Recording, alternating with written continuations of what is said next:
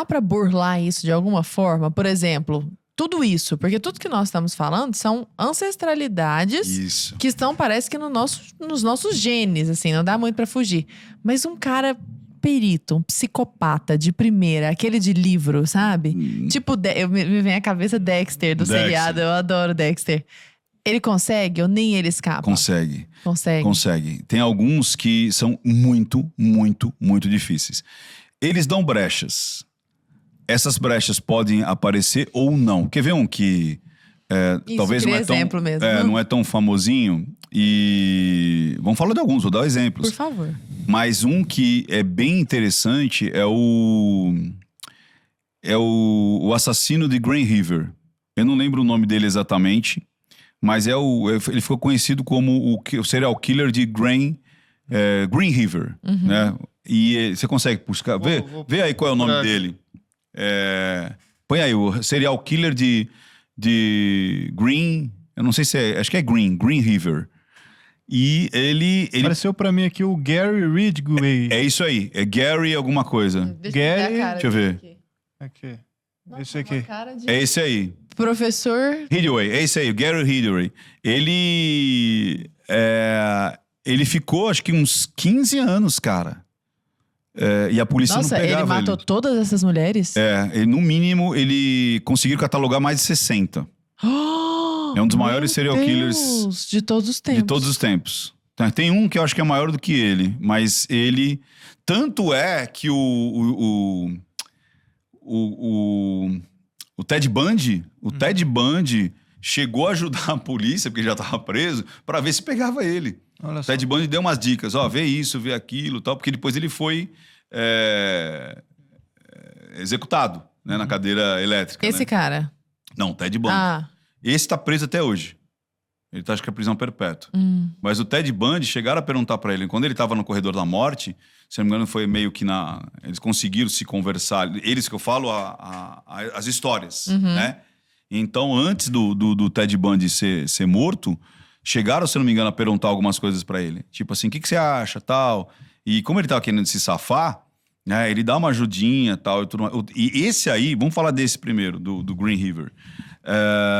Mas o Ted Bundy falou, cara, ele é muito bom. O que Não, que o ele Ted deu Bundy algumas falou? dicas, ele falou assim, esse cara deve ser... E ele deu umas características, ele falou assim, esse cara muito provavelmente é assim, assim, assim, assim. E ele deu realmente algumas... ele falou assim, esse cara deve trabalhar, deve trabalhar assim, porque... Qual que é o problema dele? Ele só pegava prostituta. E... Então, tipo assim, primeiro, era difícil alguém reclamar. Olha que doideira. Porque às vezes as meninas já tinham saído de casa, não tinha uma referência de... Então, às vezes, demorava para alguém reclamar o corpo. E outra, ele pegava essas meninas ao sair do trabalho. Então, acho que foi a segunda mulher dele, ou a terceira mulher dele, alguma coisa assim, ou a segunda, nunca percebeu nada. Porque ele saiu do trabalho, matava e ia para casa, cara. Olha que doideira.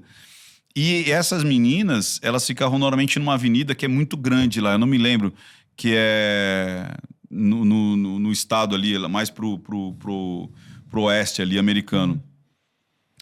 E ele desovava sempre elas no mesmo lugar ali, que tinha um rio, tinha meio que uns alagados ali. E quando pegaram ele, porque imagina, quantas meninas trabalhavam lá?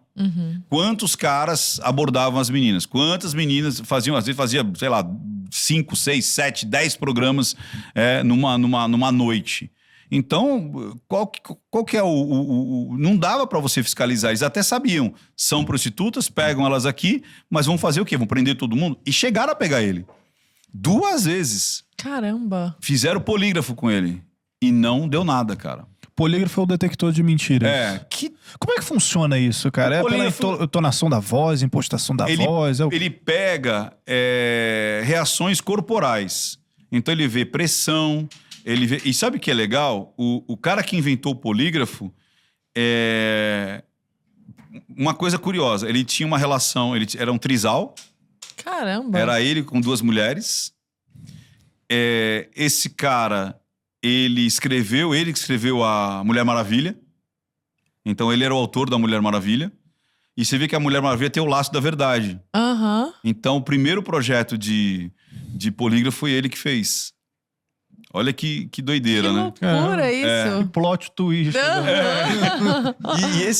Então, hoje, esses polígrafos, ele pega o quê?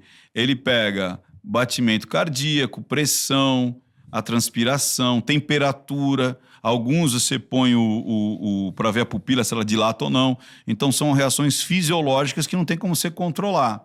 Agora, isso vai indicar de fato? Não, porque a pessoa pode estar nervosa. A pessoa uma pergunta pode... Às vezes, a forma que a pessoa fazia a pergunta. Então, e normalmente, eles ficam assim... a pessoa que vai aplicar é um cara extremamente sereno, é um cara... não é que nem a gente vê nos filmes, né? Agora eu vou perguntar pra você onde você estava. Não, é um cara que vai trazer calma pra pessoa. Fala, olha, eu vou te fazer... Mas imagina, você lá, sendo acusado, sei lá, de um assassinato, de estupro, sei lá. Olha, eu vou te prender tudo aqui. Nem que se você não é, você vai falar assim, meu Deus, e se esse negócio mexer aí? O que eu faço? Fica nervoso pensando na possibilidade de parecer nervoso. Esse cara, ele era muito congruente, muito conciso. Eu não tenho, se eu não me engano, eu cheguei a analisá-lo depois que ele é preso. E você percebe que ele tem um pouco de descolamento da realidade. Só que eu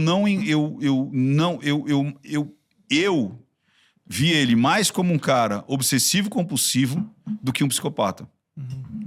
Porque, de fato, o psicopata ele não sente remorso do que ele fez.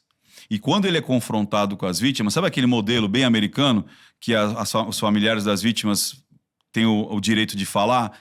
Fulana de tal era assim, não sei o quê, você acabou com a vida dela, blá, blá, blá, blá, blá, blá, blá.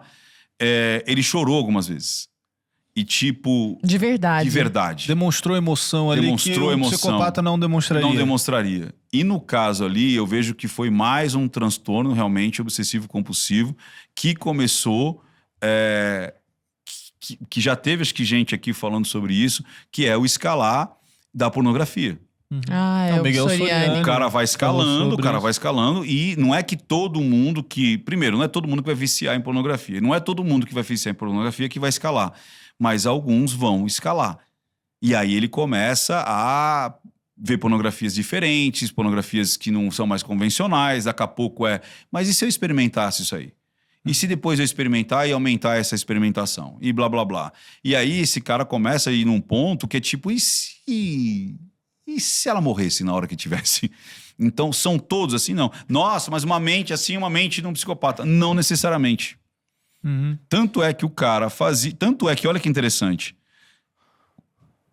Isso também depois, não só as minhas conclusões ali como psicanalista, mas conversando muito com psiquiatras, o psicopata, ele não tem mudança de padrão quando ele encontra a mania dele.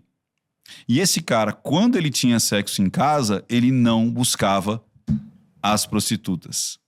Quando você percebe que o sexo em casa começava a ficar meio que igual, ele voltava porque ele tinha períodos que ele parava, que era justamente quando ele estava... Melhor com a esposa. Quando ele estava melhor com a esposa. Olha que doideira. Que loucura. E aí quando ele não estava mais, ou quando estava para separar, ele voltava. Ainda nessa questão da mentira, a gente, no início da nossa conversa, a gente falou muito sobre essas expressões e microexpressões, né, macros e micros, que são universais, né? Então, você foi na tribo X, o cara sabia identificar lá, o indivíduo da tribo X sabia identificar o que era felicidade, tristeza, medo, nojo, raiva, etc. Para mentira tem isso também? Mentira é algo universal? Existe algo que a gente possa caracterizar? Não. Você não tem a expressão da mentira, você não tem o gesto da mentira, nada disso. Você tem a comunicação congruente e a comunicação incongruente. Uma das coisas que fazem você ter uma comunicação incongruente é a mentira. Eu posso definir o que é mentira? Mentira é simplesmente você contar algo que você não fez ou não tem, ou seja, é a falta da verdade. Então, por exemplo, eu ontem viajei de moto. Se eu não viajei de moto, isso é mentira. Eu tenho formação em medicina. Eu amo você eternamente. Se a gente for por esse lado, por exemplo, vou pegar esse lado que é bem legal. Então, só para fechar ali, Ted Bundy, difícil? Difícil. Mas eu consegui pegar algumas coisinhas quando ele estava tentando convencer um pastor que era psicólogo, que ele podia depois tentar pedir o perdão pro governador. Aqui no Brasil, era difícil eu pegar o Cunha. Eduardo Cunha, né? Eduardo Cunha. Muito difícil. Eu consegui pegar as mentiras por conta da mulher dele. Porque isso que é interessante. Porque às vezes a pessoa tá do lado e ela entrega muito mais do que a pessoa que... Tá mentindo. É. Que loucura. Porque, sabe, não sei se você já deve ter reparado nisso. Às vezes Caramba. tem um homem e a mulher ali, de repente o cara tá contando as mentiras, a mulher fala assim... Aham. Você já pegou isso? Já. Tipo, às vezes a pessoa tá engasgada.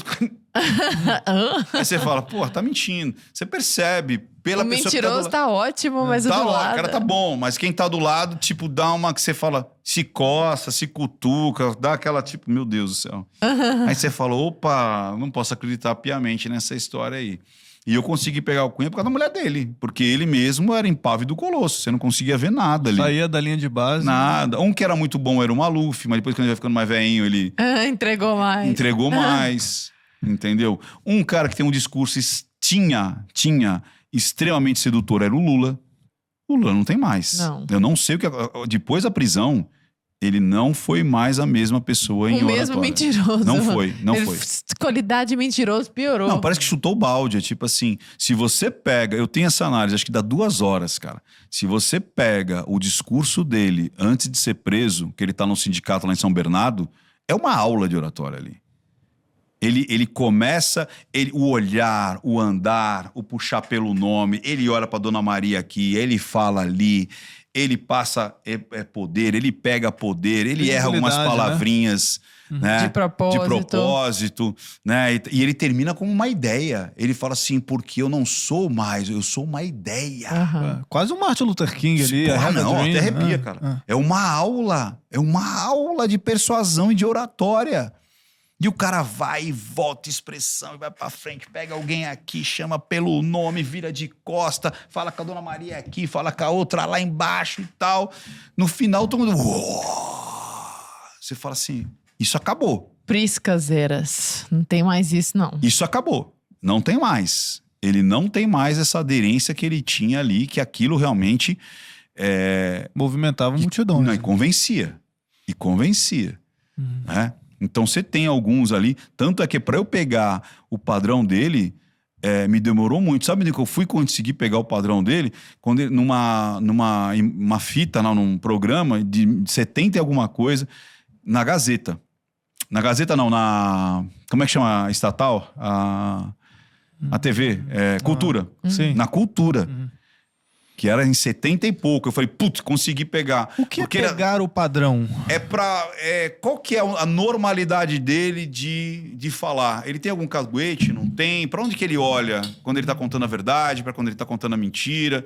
Porque assim, não tem o lado da verdade, não tem o lado da mentira. Isso é mito. Muita gente, a pessoa fala, mas não existe pistas oculares para determinar se a pessoa tá mentindo ou não. É porque fala... Sim, porque não fala existe. Aquele negócio do tipo, se a pessoa, sei lá, tá olhando pra esquerda, a pessoa tá buscando lá no passado um negócio pra poder enrolar você. Então, aí que tá, não é... Então, aí é que tá. Por exemplo, eu posso estar olhando pra esse lado e tá tudo bem. Eu posso estar olhando pra esse lado e tá tudo bem. Normalmente, tem até alguns estudos agora de neurociência dizendo que você faz essa... Por exemplo, eu posso fazer com vocês. Vamos lá. No final de ano, você viajou pra ver sua filha? Sim. Você viajei. percebeu que você chegou a olhar para um lado? Sim, pior que é porque eu tava agora pensando na resposta realmente, mas sim. Eu fiz totalmente... Sem querer. Inconscientemente. Pois é. Qual um lugar que você não conhece ainda, nem ela, que você gostaria de levá-la? Na praia, por exemplo. Mas que praia? Do Rio de Janeiro. Não, mas essa você conhece. Ah, sim, eu já conheço, de fato. Você até se lembrou de uma praia que você conhece. Sim. Você acabou de lembrar de uma praia. Cima de novo, putz, mas deve ser meu padrão aí. Pronto, agora você fez o quê? Você foi buscar alguma coisa que você não sabia. Talvez seja meu padrão. Você foi criar essa frase. E você olhou pro outro lado. Sim. Você entendeu? Vou parar de conversar com você. Vamos encerrar aqui. Qual foi o momento mais interessante com a sua filha? Acho que foi... Você tá lembrando? Sim. E qual foi? Porque é difícil, cara. Qual foi? São vários momentos. Mas que você o mais... aniversário dela de Como 2 anos. anos. O que você sentiu? Fiquei muito feliz, assim, de poder fazer a festinha da patrulha canina pra ela. Ela gostou? Ela se amarrou, adora cantar parabéns e ver o bolo, ver os amiguinhos. Pronto, você olhou pra cá, você foi mais pra um lado aqui que é da sinestesia. Então, eu já peguei o seu padrão. Sim. Eu já sei que você vai buscar aqui, ali você vai abstrair, aqui é a sua sinestesia, pronto, eu já sei como você funciona. O dela pode ser talvez diferente. É assim, mais de 80% é como você faz. Então eu parto do quê? Talvez ele esteja no padrão. Eu posso afirmar que ele está no padrão? Não. Por isso que o mais interessante é eu estou conversando e vou percebendo para onde você vai fazer os movimentos dos olhos. É treinável também, mas pega. Você não tem um controle. Tanto é que você viu que você olhou para cima sem querer. Sim.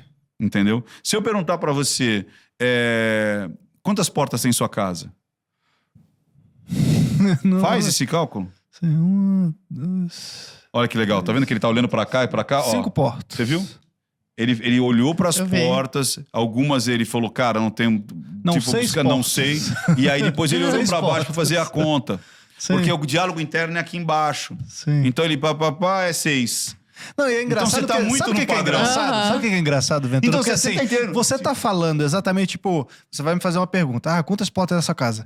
Eu sei que eu vou acabar olhando e eu fico tentando me policiar pra não olhar, mas, cara, eu tô olhando e eu tô fazendo o trajeto da minha casa. Como é que quando eu entro, então, tipo, aquela porta, aí depois a porta da sala. Você tá vendo que é incontrolável? E a porta do não sei... É isso aí. Eu não consegui não olhar pra todo o trajeto da casa. É isso. E as pessoas falam que isso não existe. Não, trajetória ocular não existe, imagina.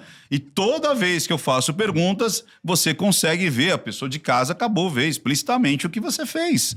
E aí, a partir daí, eu consigo ver, num momento de estresse, num momento de mentira, você vai tentar controlar e vai olhar para o lado ao contrário.